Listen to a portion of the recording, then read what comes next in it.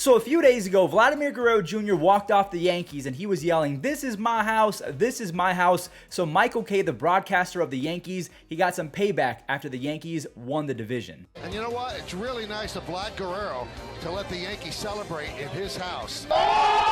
What's going on, everyone? It's Fuzzy. Welcome back to yet another MLB recap. We do this every single day, so don't be afraid to hit that subscribe button. And if you don't, your team will blow a 3-1 lead. But before we talk about the games from yesterday, I have to talk about this day in MLB history. 27 years ago today, Greg Harris decided to go full-blown amphibious. He pitched with both arms in a single inning. He's definitely a natural righty. He looked a little bit goofy throwing lefty, but he had a shutout frame. Also, I know it's ambidextrous, not amphibious. I'm just messing with you guys. Real quick, we're going to show the walk-offs from yesterday, and the first one, we have to head to Detroit. KC, they ruined Zach Greinke's bid at win number 224. They spoiled his 7-inning shutout performance. Harold Castro of the Tigers, he tied it in the 8th, and then he walked it off in the 10th in a completely meaningless game. But I will say the Tigers have been playing better as of late, so I'll tip my cap to them. Craig Kimbrell has not been playing better as of late because he is quite literally throwing himself out of a playoff spot. He has a 4+ ERA. The strikeouts are down. The walks are up.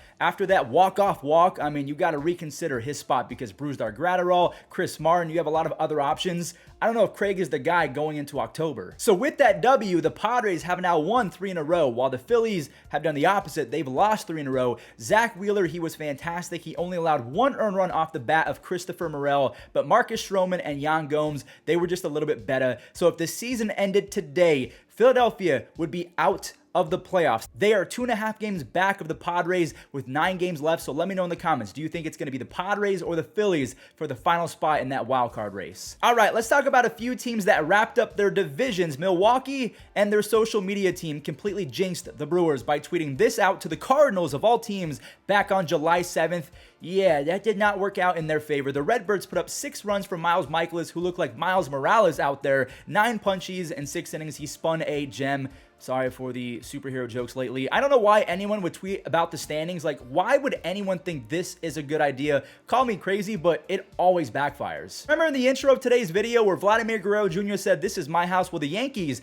they did not take their shoes off before entering Vladimir Guerrero Jr.'s house. They even put their shoes on the table, which is not a good thing. It's quite rude in my opinion, but whatever. Gleyber Torres had a very un-Gleyber Torres-like performance because he knocked in 3 runs on 3 singles. The dude now has 27 doubles, 24 home runs, 10 stolen bases, and wait for it, 8 defensive run saves at second base. So a 4.1 WAR is the best of his career. It's almost like playing him at the proper position is good for his mental health. Also, an update, Aaron Judge, he walked 4 times, the second time he's done that in his career, so no number 61 yesterday. And Roger Maris Jr., does this guy have unlimited paid time off? Like, he's at every single game. The trend, we must talk about the trend. So if you're brand new to the series, we've been talking about the Mets and the Braves. Every time one team wins, the other wins. Every time one loses, the other loses as well. So the Braves won, and I'll just spoil that right now. The Rookie of the Month in August, Michael Harris knocked in 2 on a triple, and he might win Rookie of the Month in back-to-back months. Speaking of back-to-back, Orlando Arcia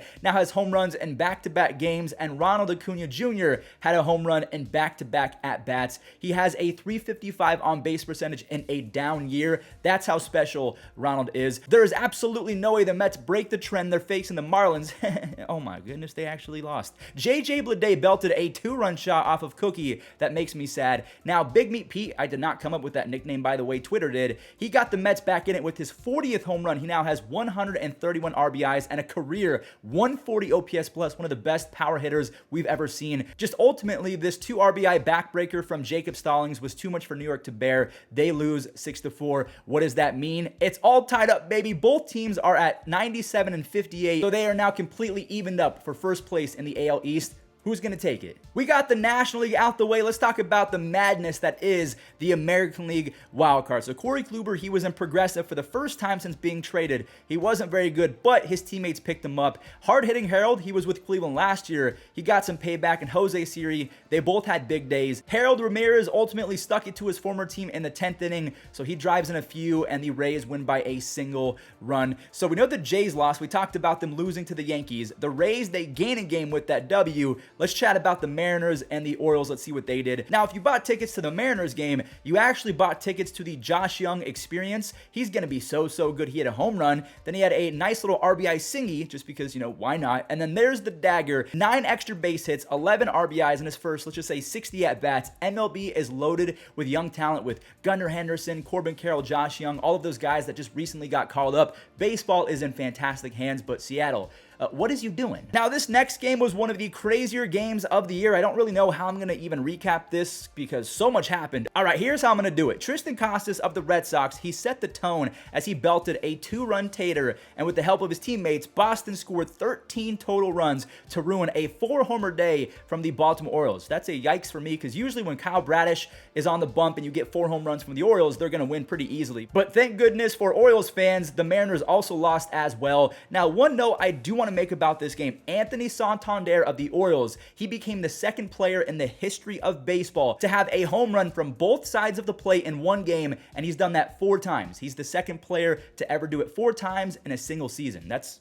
pretty impressive. The Houston Astros are gearing up for yet another deep postseason run, and they showed off all of the tools in this one. Altuve had 2 home runs, so yeah, he's just special. Rookie David Hensley, I think that's how you say his last name, and Alex Bregman, they went back-to-back. And there he is, rookie Jeremy Pena. He kind of finishes it off with his 20th home run of the season. Luis Garcia, who was fantastic in the postseason last year, although I don't think he was the best in the World Series, he was really good yesterday. He had 1 earned run over 6, and I just don't know who's going to be able to stop the Astros. Maybe the Yankees, maybe the Blue Jays if Jose Barrios isn't a literal garbage can, but I don't know who's going to stop this team. Jock Peterson and Logan Webb, they did their things versus the Rockies. Jock, he had a home run and an RBI triple, so he was on top of his game. Logan Webb, he spun. I'm not going to make that spun his web joke again. He struck out 7 over 5. The Giants, they have been disappointing for sure, but they improved to 76 and 78, so they're still under 500, but they have been playing better as of late. They're 7-3 in their last 10 games.